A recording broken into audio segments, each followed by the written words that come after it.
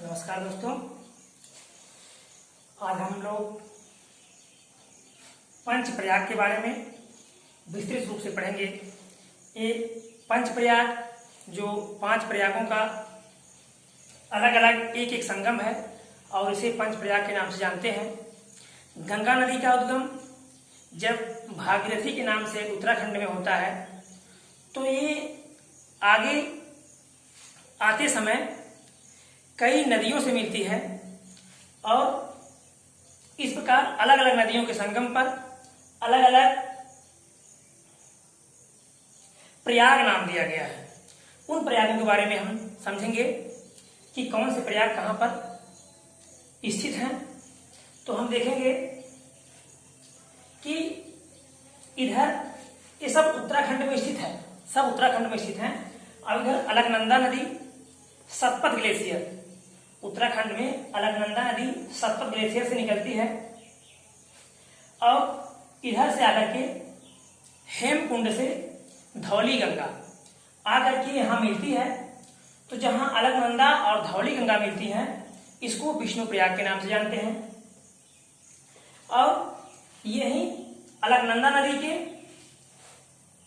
दाहिने तट पर, याद रखिएगा, जब अलग नदी ऐसे जा रही है तो इधर दायां तट होता है, इधर बायां तट होता है। इसके दाहिने तट पर बद्रीनाथ भगवान विष्णु की मूर्ति जहां स्थापित की गई है, मंदिर स्थापित है।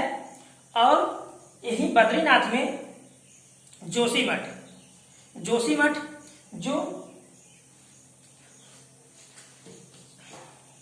शंकराचार्य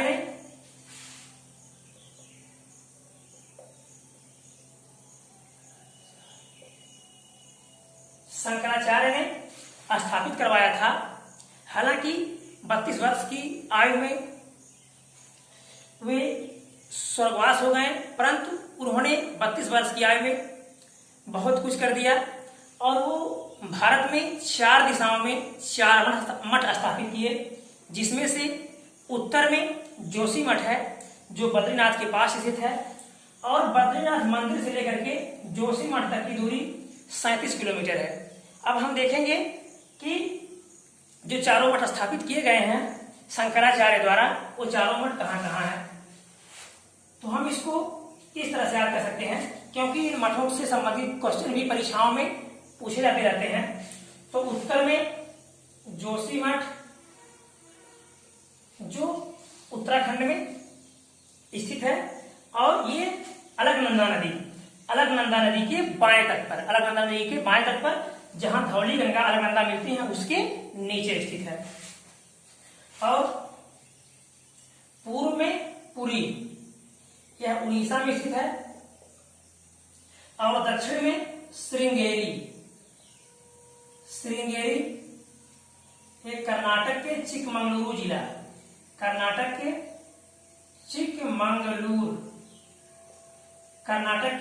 चिकमंगलुरु जिला में स्थित है। और पूर्व में द्वारका जो गुजरात में स्थित है। और जो द्वारकापुरी है ये 7 पुरियों में एक पुरी है। 7 पुरी का नाम अभी हम आपको आगे बता देंगे कौन कौन 7 पुरी हैं। तो इसके पहले हम देख लेंगे। तो आप याद रखिएगा, ये जो चारों मठ हो गए इसको आप नोट कर लीजिएगा। उत्तर में जोशीमठ, पूर्व में पुरी जो उड़ीसा में स्थित है, और दक्षिण में श्रृंगेरी जो कर्नाटक के चिकमंगलुरु जिला में स्थित है, और पूर्व में द्वारका जो गुजरात में स्थित है। अब आगे आने पर नंदाकिनी नदी जो त्रिशूल पर्वत और त्रिशूल ग्लेशियर, तो ये शंकर जी के त्रिशूल के नाम पर इसका नाम त्रिशूल पर्वत पड़ा है। तो त्रिशूल ग्लेशियर से निकलती है नंदाकिनी नदी और अलकनंदा आगे आकर के मिलती है और यहाँ नंद प्रयाग के नाम से जानते हैं। और आगे आने पर पिंडारी ग्लेशियर से पिंडारी नदी निकलती है और अलकनंदा से आकर के आगे मिलने पर इस संगम का नाम कर्णप्रयाग के नाम से जाना जाता है। फिर आगे आने पर चोराबाड़ी हिमनद से मंदाकिनी नदी निकलती है। चोराबाड़ी हिमनद से मंदाकिनी मंदाकिनी। याद रखिएगा कौन सा हिमनद, चोराबाड़ी हिमनद से मंदाकिनी नदी निकलती है और ये आकर के अलकनंदा नदी मिलती है और यहाँ इस संगम का नाम रुद्रप्रयाग पड़ता है। याद रखिएगा ये जो केदारनाथ मंदिर है ये मंदाकिनी नदी के बाएं तट पर स्थित है। जो 2012 की घटना घटित हुई थी, बादल फट गया था या बहुत जोरदार बारिश हुई थी, नदी में बाढ़ आ गया था, तो यही घटना घटित हुई थी। तो अब हम देखेंगे ये जो केदारनाथ है ये गोमुख जो गंगोत्री जहां से भागीरथी नदी निकली है इसके दक्षिण में स्थित है और ये जो बद्रीनाथ है इसके पश्चिम में। याद रखिएगा कई बार इस प्रकार के क्वेश्चन आते हैं कि केदारनाथ किस नदी के तट पर स्थित है और बद्रीनाथ किस नदी के तट पर स्थित है, या केदारनाथ पूरब में है बद्रीनाथ के कि बद्रीनाथ केदारनाथ के पूरब में है। ऐसा कोई भी क्वेश्चन आएगा तो इस तरह से आप समझ सकते हैं बद्रीनाथ पूरब में है और अलकनंदा नदी के तट पर स्थित है और केदारनाथ पश्चिम में है और मंदाकिनी नदी के तट पर स्थित है। तो मंदाकिनी नदी आगे आने पर अलकनंदा से मिलती है और यहाँ इसका नाम रुद्रप्रयाग पड़ता है। फिर आगे आने पर ये जो भागीरथी नदी है इसको गंगा के नाम से जानते हैं, ये गंगोत्री हिमनद के गोमुख से निकलती है और आगे आने पर यहाँ जब ये अलकनंदा से मिलती है तो इसका नाम देवप्रयाग पड़ता है। ठीक, इसका नाम देवप्रयाग पड़ता है। पुनः ये आगे निकलती है और इलाहाबाद में, जिसे हम प्रयाग के नाम से जानते हैं, यमुना नदी जो दिल्ली के किनारे से होते हुए आती है और इलाहाबाद में मिलती है। एक चीज और याद रखिएगा, जो यमुना नदी है इसका उद्गम बंदरपूछ यमुनोत्री हिमानी से होता है और यमुना नदी आगरा और दिल्ली के बीच में मृत हो जाती है। याद रखिएगा मृत हो जाती है। इसका मतलब ये नहीं कि ये समाप्त हो जाती है, इतना ज्यादा प्रदूषण हो जाता है, प्रदूषण की वजह से इसको मृत नदी का उदाहरण मान लिया गया है या इसे मृत नदी कह दिया जाता है। ये सततवाहिनी नदी है। मृत वे नदियां होती हैं जो असततवाहिनी है। कैसी हैं?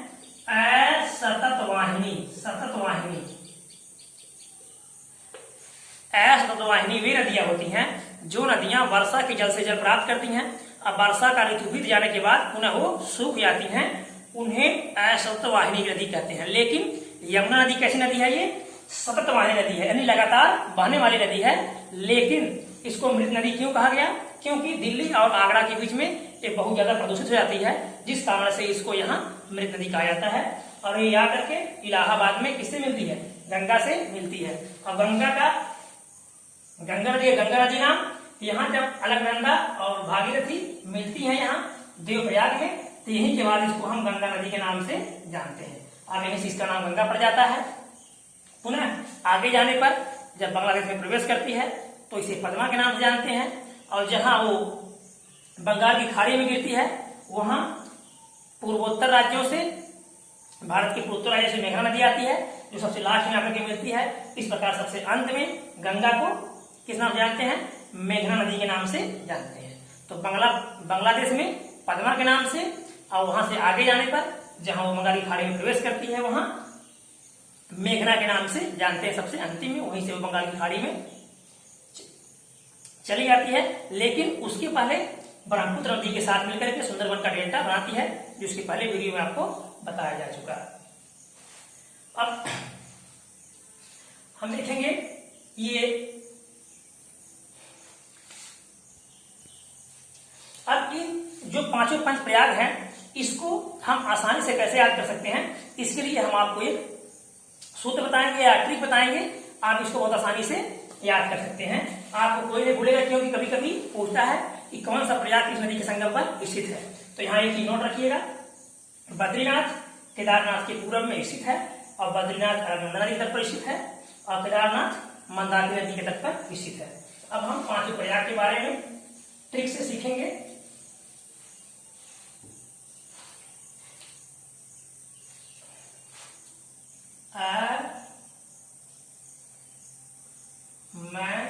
अमरुद, ठीक, हमारा एक प्रयाग हो गया। क्या हो गया? अमरुद। ऐसे अलकनंदा मैं से मंदाकिनी, मैं से मंदाकिनी, रुद्र से रुद्रप्रयाग, रुद्रप्रयाग। ठीक, इस तरह से याद रख सकते हैं। अमरुद, क्या याद रखेंगे? अमरुद। अमरुद ऐसे अलकनंदा, मैं से मंदाकिनी, किसका निर्माण करती है? रुद्रप्रयाग का, रुद्रप्रयाग का। मंदाकिनी और अलकनंदा किसका निर्माण करती है? रुद्रप्रयाग का। अगला प्रयाग देखेंगे हम,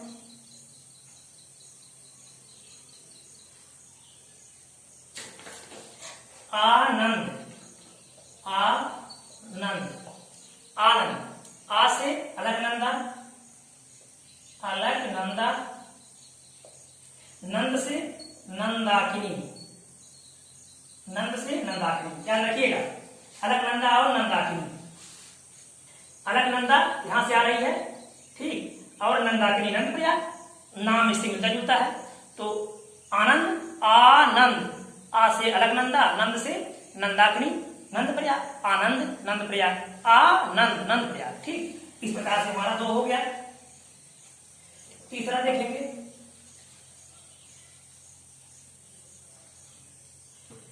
कर्ण पिया,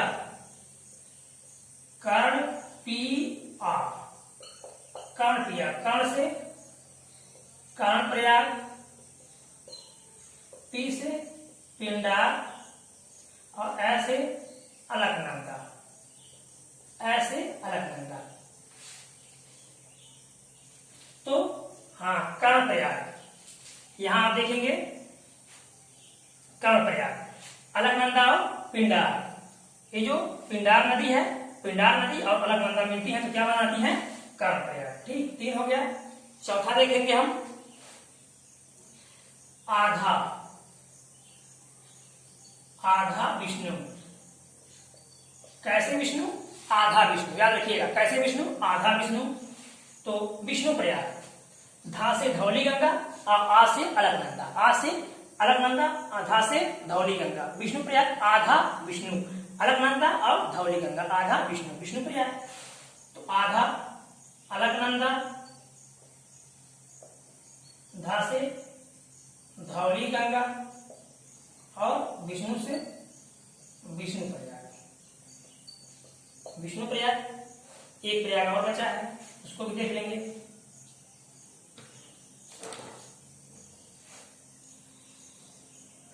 हाँ, देव अभी, देव अभी, देव अभी, अभी, द से देव प्रयाग, द से देव प्रयाग, ऐसे अलकनंदा और भै से भागीरथी, भागीरथी,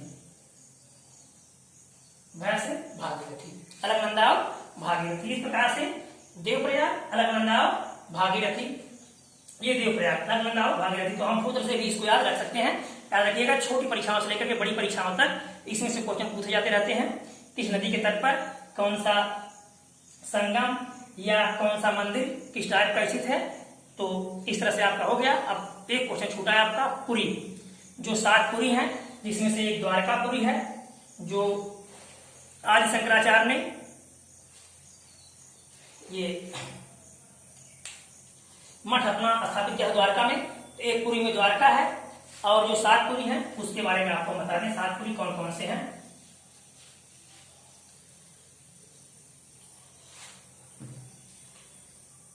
अयोध्या, अयोध्यापुरी, अयोध्यापुरी, अयोध्या, अयोध्यापुरी। दूसरा मथुरा, मधुपुरी, मधुपुरी। तीसरा हरिद्वार, हरिद्वार। मायापुरी, मायापुरी। चौथा वाराणसी, वाराणसी, चौथा वाराणसी। काशीपुरी, पांचवा कांचीपुरम, कांचीपुरम, कांची कांचीपुरम याद रखिएगा ये। हाँ, तमिलनाडु में कांचीपुरम, कांचीपुरी, कांचीपुरी या कांचीपुरी। उज्जैन, उज्जैन, अवंतीपुरी,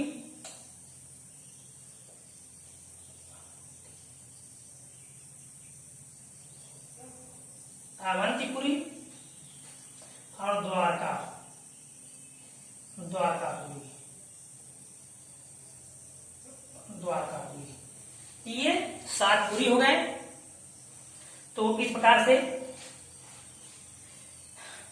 ये पंचप्रयाग आप पूरा अच्छे से समझ लिए। अब यदि वीडियो अच्छा लगा होगा तो लाइक कीजिएगा, सब्सक्राइब कीजिएगा, दोस्तों को शेयर कीजिएगा। यदि कहीं से कोई दिक्कत आती है तो आप हमको कमेंट करके जरूर बताएंगे। धन्यवाद।